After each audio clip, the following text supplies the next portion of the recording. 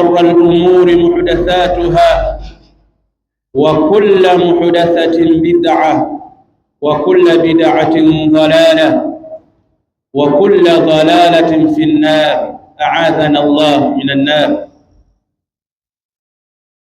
أيها المسلمون، أوصيكم وأوصي نفسي بتقوى الله عز وجل فقد فاز المتقون. Ndugu zangu,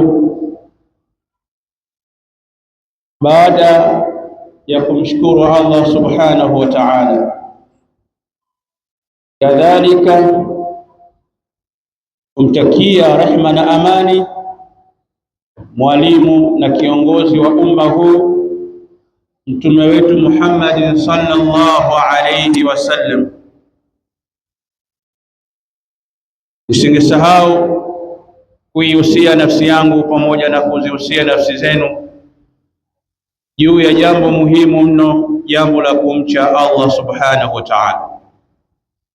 Ndugu zangu, mafaulu makubwa yapo katika kumcha Allah subhanahu wa ta'ala, na nidhamu ya Uislamu. Waislamu mara kwa mara, kila wakati, katika kila matukio, minasabati mbalimbali, wanatakiwa wawe wanahusiana, wanatakiwa wawe wanahimizana juu ya ucha Mungu. Ndugu zangu, muhadhara wetu wa leo na anwani ya muhadhara wetu ni athar at-ta'assub,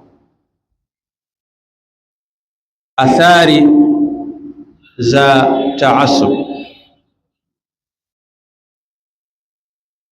Kutokana na umuhimu wa mada yenyewe na ukubwa wake,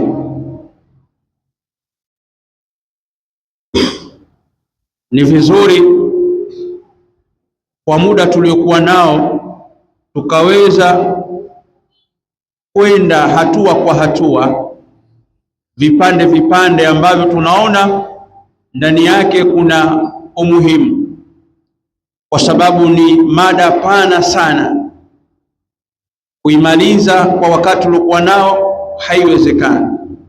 Tutaangalia kila lile ambalo kutokana na maisha yetu na wakati wetu tuliokuwa nao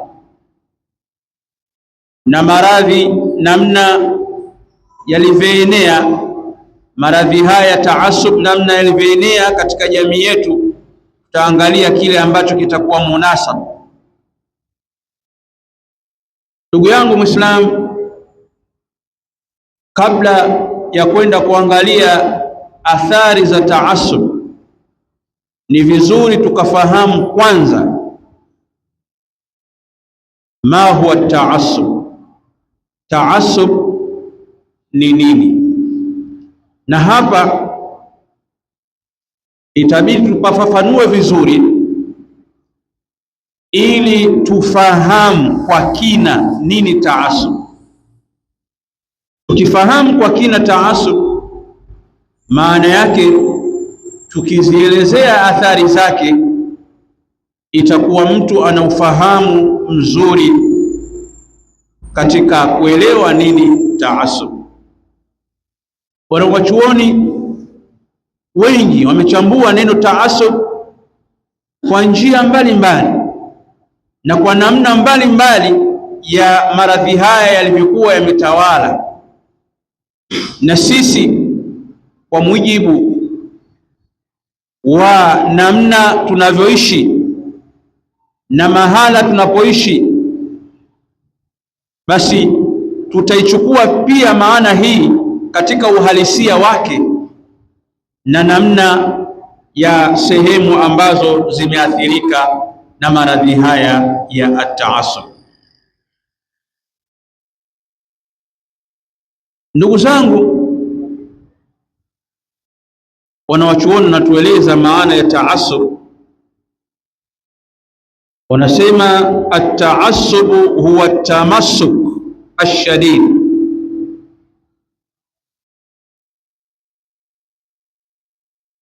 Ta'assub ni hali ya mtu kushikamana au kujishika kwa namna ya ukali zaidi, au kujishika kwa namna ya kujibana zaidi, kuwa mkali zaidi katika kujishika huko. At-tamassuku shadid wal mufritu bi fikratin, lakini pia kuweka mpaka, kuweka kizuizi kwa fikra au rai au jamaatu muayyana au kwenye kundi maalum, ma'a rafdhi tam, pamoja na kupinga na kukataa kwa moja li arai al-ukhra, katika rai zingine,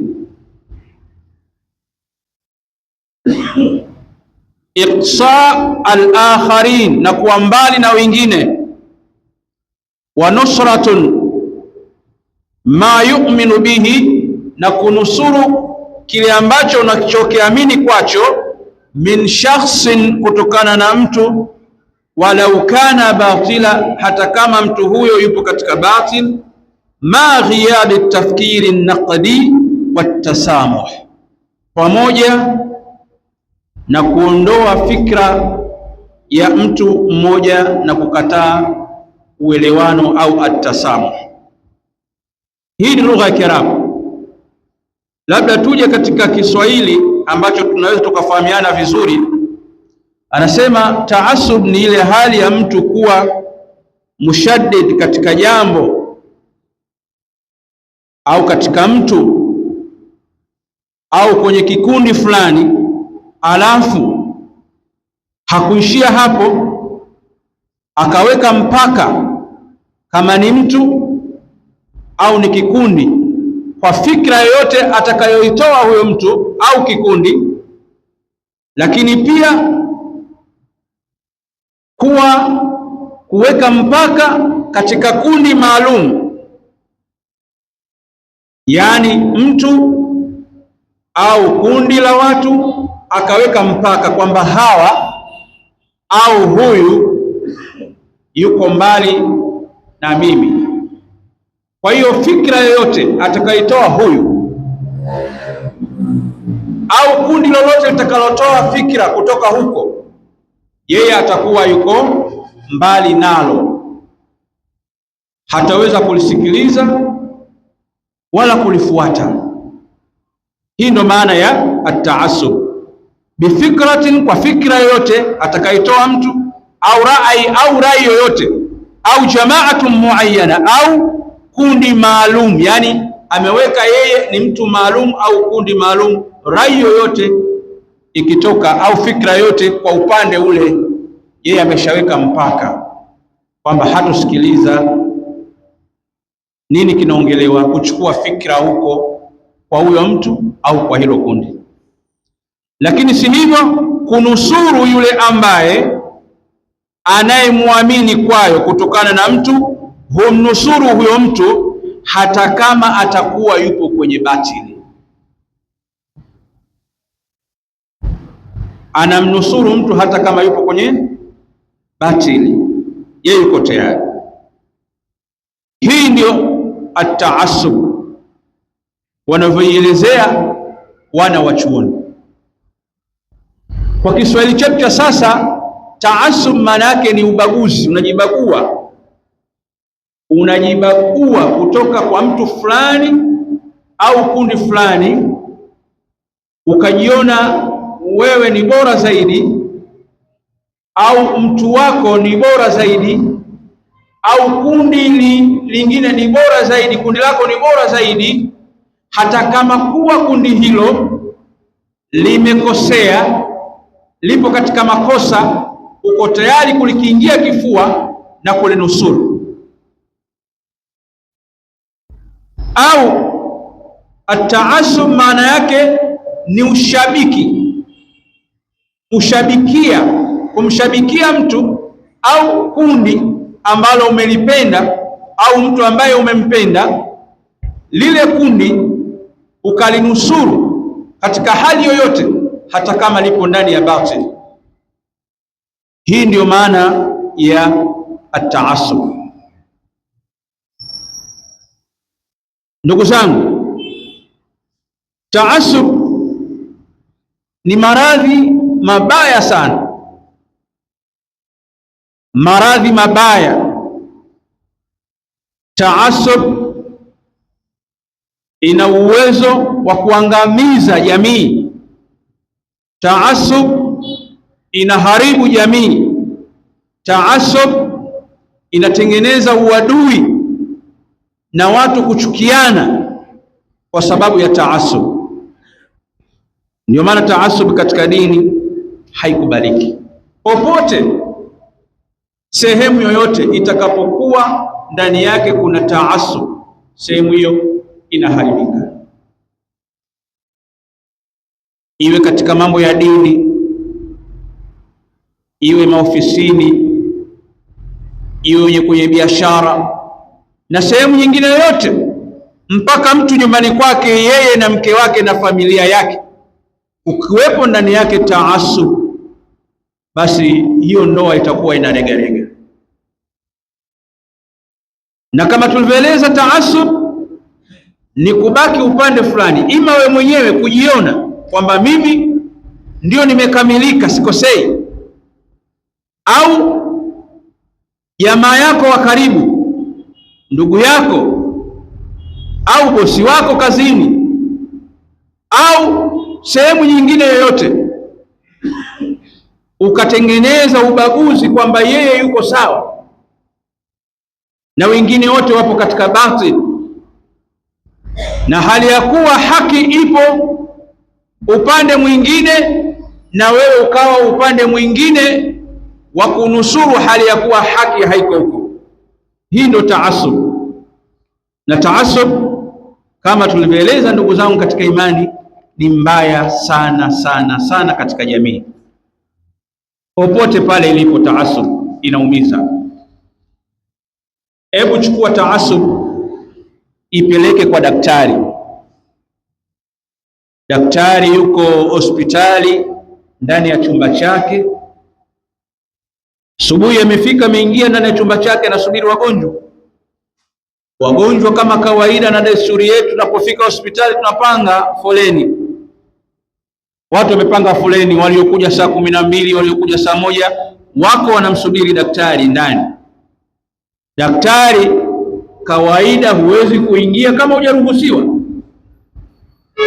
Sasa daktari anatoka, anakuja kwenye bench kuangalia wagonjwa, nakuta wagonjwa wengine hata zile fomu za kukalia, madawati ya kukalia wagonjwa yamekuwa yamezidi watu, wengine wamekaa chini wanasubiri.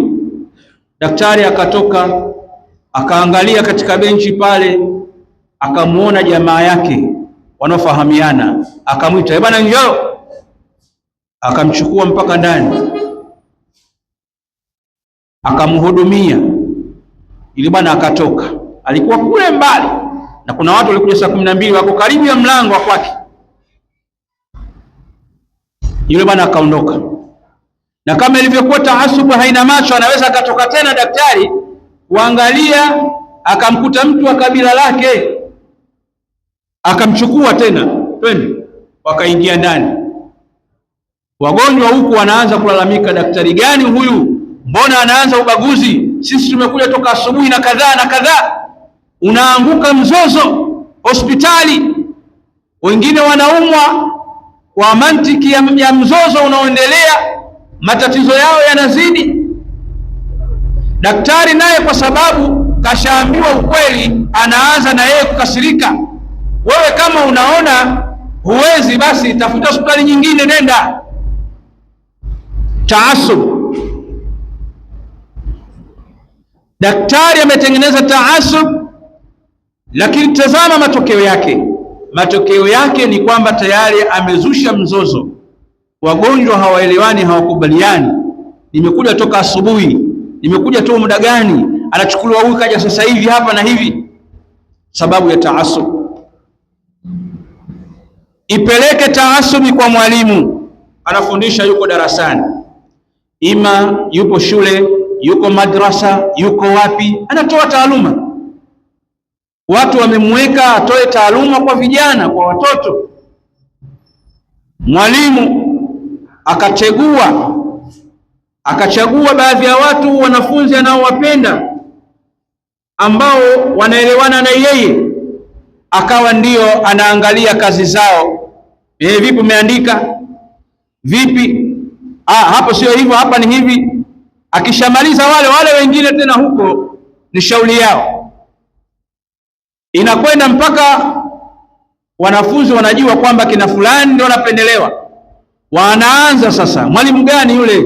Yule sio mwalimu, hakuna mwalimu pale, mwalimu anachagua mwalimu kadha. Tayari darasa limeshaingia ndani yake uvunjifu wa amani, utulivu umeondoka kwa sababu ya taasub ya mwalimu. Mwalimu ana taasub, ametengeneza taasub, imefika mahala sasa wanafunzi hawana utulivu wa kujifunza kwa sababu mwalimu ametengeneza taasub ya baadhi ya wanafunzi, na wengine wote wakawa, mtu kapata, mtu kaelewa, hajaelewa, ni shauri yake. Lakini tazama, darasa linaingia fujo, darasa linaingia mtazamo tofauti wa kumtazama mwalimu. Mwalimu hata mzuri kiasi gani, sasa kwa wanafunzi hana uzuri tena. Mwanafunzi anamuona mwalimu ni adui yake. Masomo yanaweza yakaenda, hayawezi yakaenda. Mwalimu anaweza akaja anafundisha na akawa wanafunzi huku nyuma wakimfyonya na wakimdharau kwa sababu ya tabia yake mbaya ya kufanya taasub darasani. Peleka taasub kwa bosi, yuko ofisini, anasimamia watu kazi mbalimbali, akawa bosi ana watu wake maalum. Pengine kuna watu wameajiliwa, huyu ndio dereva halisi, huyu ndio atasimama kwenye kompyuta, huyu ndio kadha. Lakini kwa taasub ya bosi anamtafuta mtu mwingine, hebu nifanyie kazi hii, hebu nifanyie kazi hii, kwa wale ambao wanawataka. Na kuna wengine kwa sababu kuna maslahi ya kwamba mtu akitoka nje huwa anapata zaidi ya pesa, anapata masrufu ya kuacha nyumbani, anapata masrufu ya safari, anapata masrufu kadha. Kwa hiyo anaona kwamba huyu akipata, anamtafuta mtu wake wa karibu, mtu wake ambao wanafahamiana, mtu wake ambao wanajuana, ima kabila moja au wamesoma pamoja, anampa ile kazi, na yule mwenye kazi ile yuko pale pale. Inakwenda mpaka inafika mahala wale wafanyakazi wanaona kwamba huyu bosi haendi sawa sawa, tayari wanaanzisha migomo mbalimbali, tayari wanaanza kumchukia bosi. Je, kazi hapo ofisini zinakwenda sawa? Haziwezi kwenda sawa, kwa sababu tayari bosi ameleta taasub, na taasub sehemu yoyote utakapoipeleka haikubaliki, inaharibu. Ndugu zangu, taasub ni mbaya.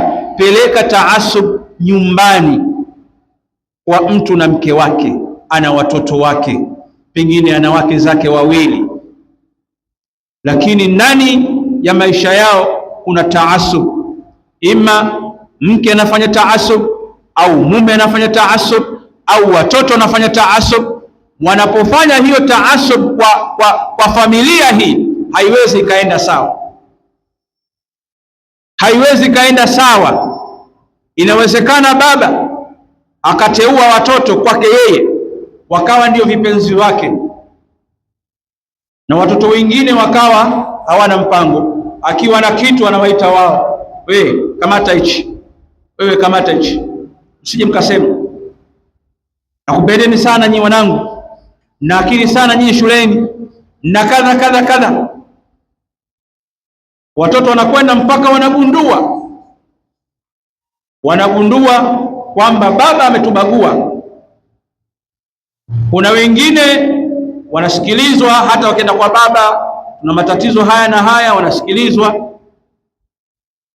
Kuna wengine wanapewa vitu, sisi hatupewi. Vipi? wanaanza chini kwa chini kumchukia baba yao, wanaanza chuki chini kwa chini, lakini chuki zile wanamchukia baba yao na wanawachukia wale wanaopendwa kwa baba yao,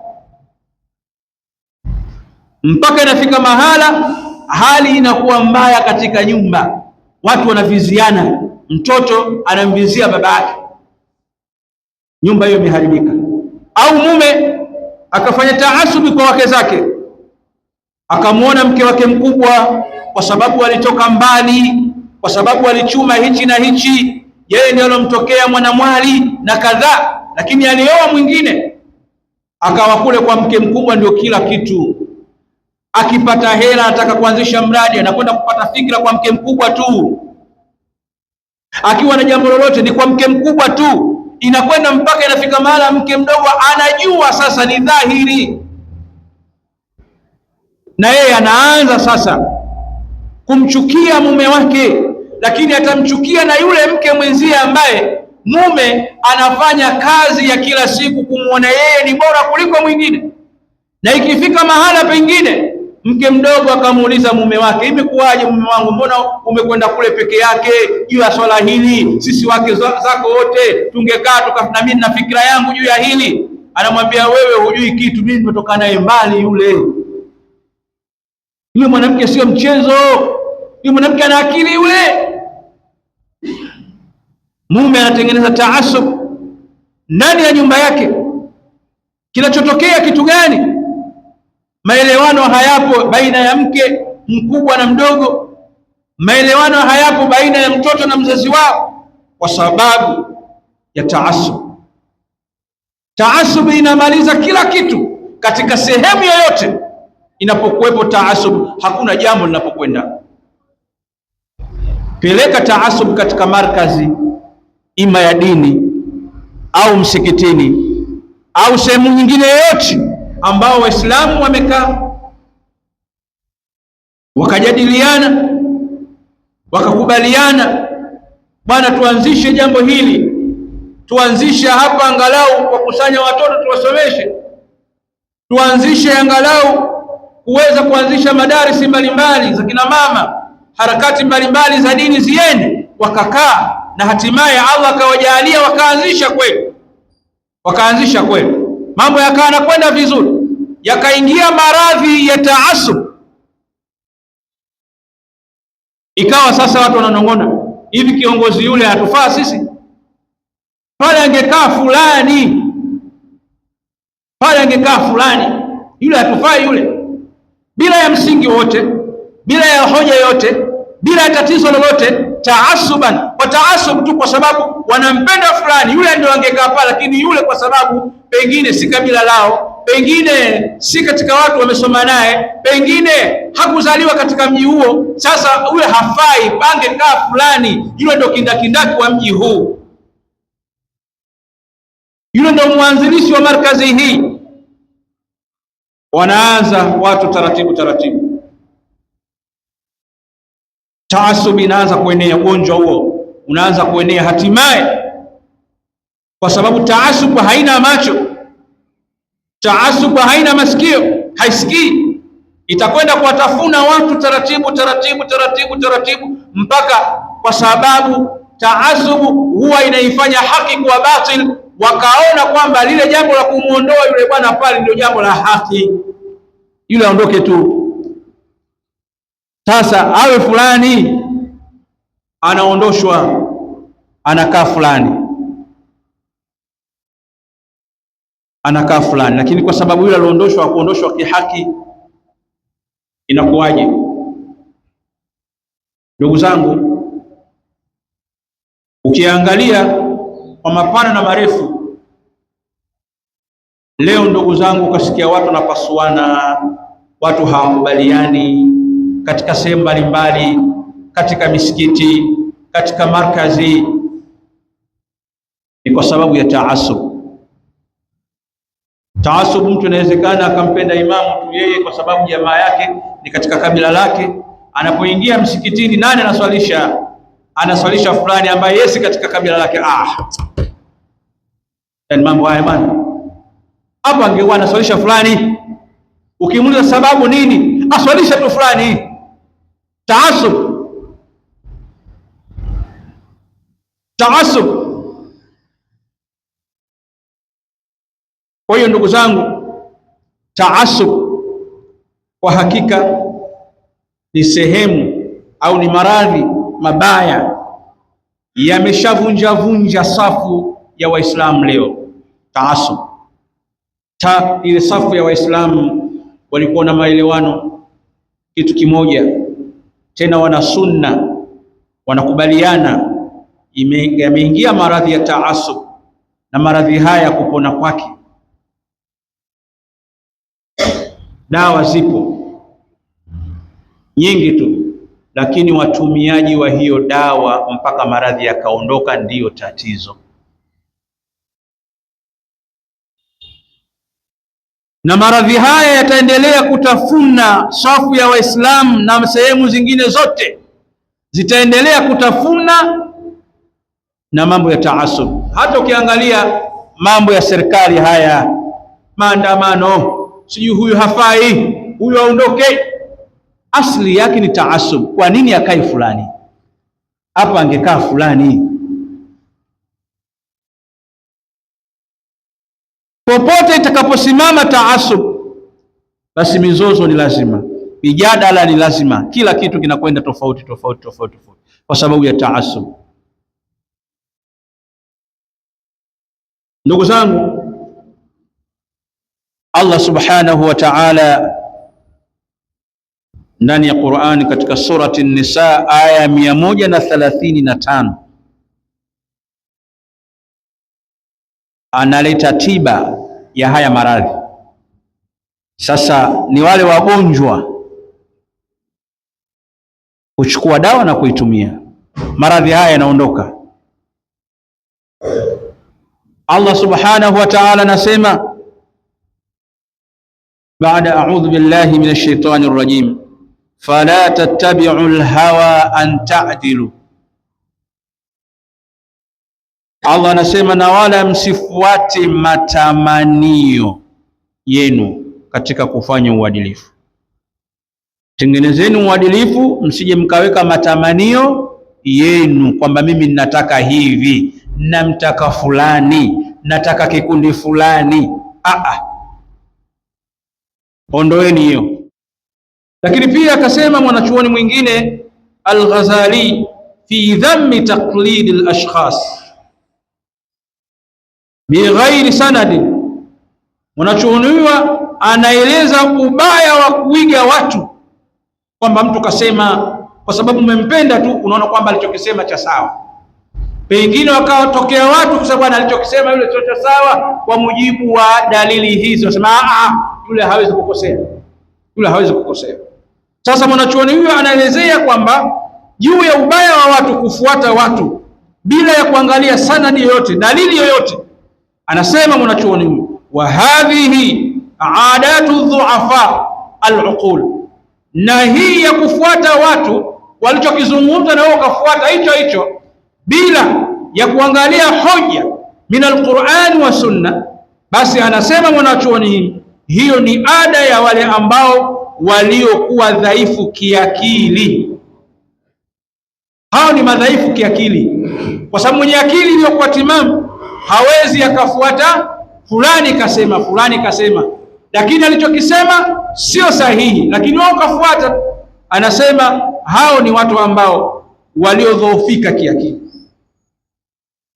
Yaarifuna alhaqa birrijal, wao haki wanaiangalia kwa watu. Nani kasema? Kasema basi hiyo ndio haki. Hawaangalie haki kama inavyotakiwa kama haki, wako hivyo. Waqala Ibn Taymiyyah rahimahullah, lakini pia Imam Ibn Taymiyyah anasema wa amma at-ta'assub li amrin min al-umur bila hudan min Allah fahuwa min amali al-jahiliyah.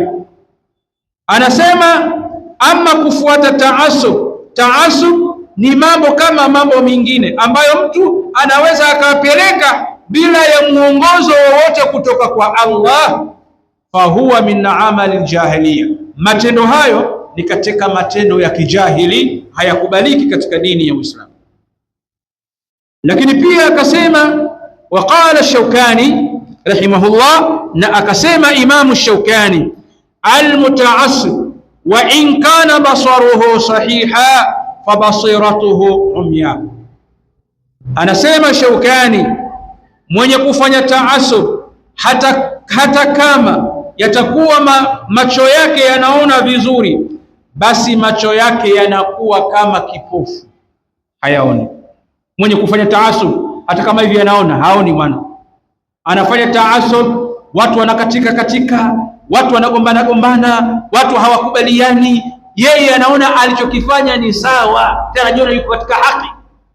Mutaasib. Wa in kana basaruhu sahiha fa basaratuhu umya, basi macho yake yamefunga.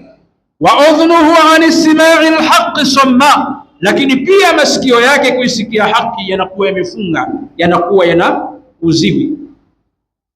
Yadfa'u alhaqa, anaizuia haki. Wa huwa yadhunnu annahu ma dafa'a ghayra albatil, anaizuia haki, lakini wakati anaizuia haki haoni, na hali ya kuwa yeye anadhania kile alichokifanya ni sahihi, ile batili aliyoifanya ni sahihi.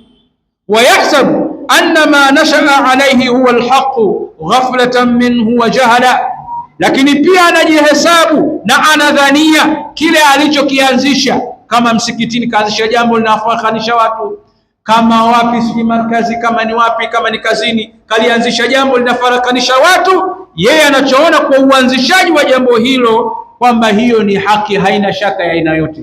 Kumbe wakati huo analifanya ameghafilika kabisa, na analifanya jambo hilo kwa ujinga.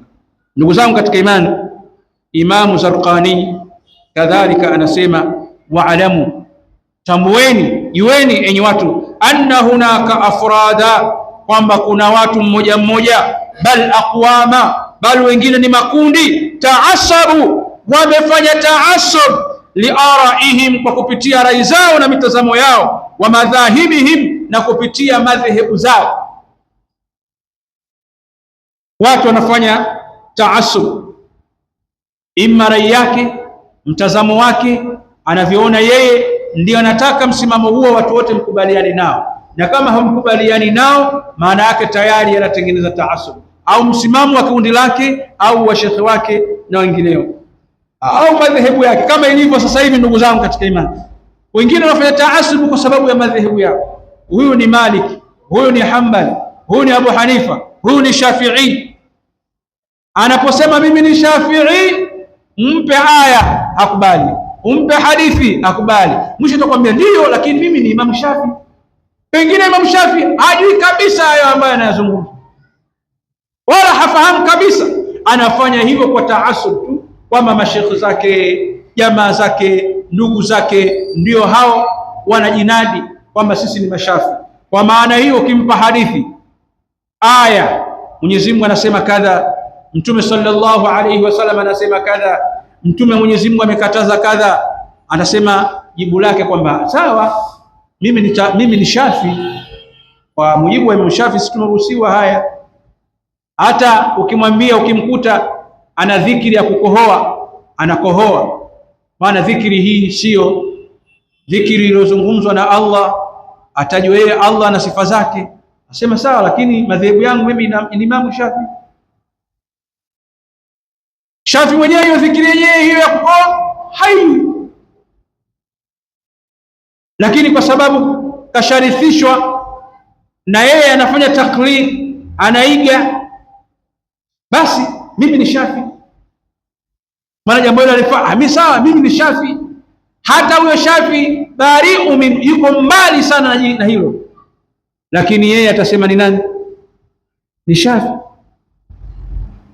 Yeye ni Shafi. Ndugu zangu katika imani, kama nilivyoeleza pale mwanzo, mada hii ni pana sana kutokana na hali ngumu iliyopo.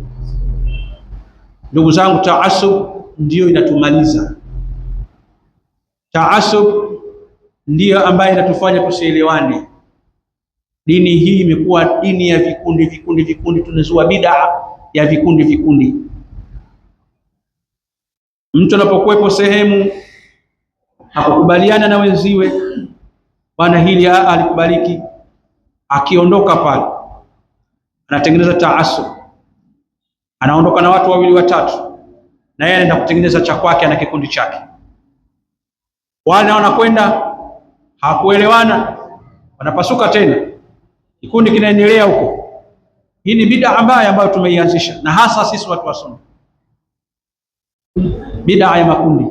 Makundi asili yake ni ya watu wa bid'a, al-Akhshabandiyya, ad-Dandarawiyya, nani, ni makundi hayo ya watu wa batil. Katika watu wa Sunna ni hapa, wa'tasimu bihablillahi jami'a wala tafarraqu. Lakini imekuwaje vikundi, na kila mmoja katika kikundi chake yuko sawa, hawezi kukosea yeye hata siku moja, yuko sawa. Dini imefika hapa, tunawarithisha nini vizazi vyetu?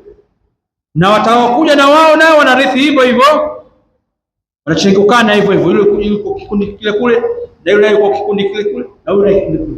Wamekuwa kama watu wanaosema wanafuata Shafii. Shekhe, sawa, lakini hili ulileta hili mbona haliko sawa? Dalili hazionyeshi hivyo. Unajua sisi kikundi chetu, msimamo wetu sisi msimamo wetu uko hivi, na hii ndio kauli yetu, tunaisimamia popote. Sawa, lakini kwa mujibu wa aya hii, hebu mtazame mwanachuoni huyu Ibn Kathir alipokuwa tafsiri aya hii. Sawa, Ibn Kathir hapo katafsiri, kwani si mtu anapatia na anakosea, hapa atakuwa kakosea, lakini mtazamo ni huu. Yaani na sisi tumekuwa ni kama wale watu wa bid'a, wale wanaodai ushafii. Ukimweleza aya hii, hadithi hii, jambo hilo unalifanya, dhikri hiyo unayoisema, hiyo ya kukohoa, ya kumtaja Jailani, ya kutaja ngamia yuko Maka, ya kutaja siji kitu gani, sio dhikri. Anasema mimi ni Imam Shafii, mimi madhehebu yangu ya Imam Shafii, siwezi kufuata madhehebu yako wewe. Anatengeneza taasubi ya kundi lake, hata kama haki haiko upande wake.